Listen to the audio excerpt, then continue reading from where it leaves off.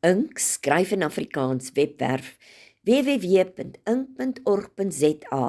Februarie 2026 Goue Klas gedigtewenner.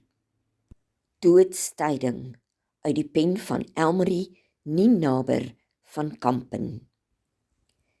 Die tyding van moeder se heengaan, die nuus dat haar dralende koma asem weggeraap is deur die dood, had my terug in my primitief gestroopte staat. Ek het instinktief, soos knap na geboorte, met dom benevelde oë, die pasgeborene gaan lê. My arms het gemaal, leeg omhelsend, tastend na haar, moeder. My huil was geen rousmart huil nie, dit was 'n snotlike gechank uit 'n wenende wond.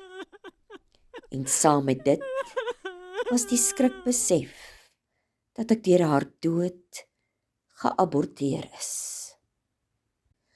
Voorgeles en saamgestel deur Christa Diedriks.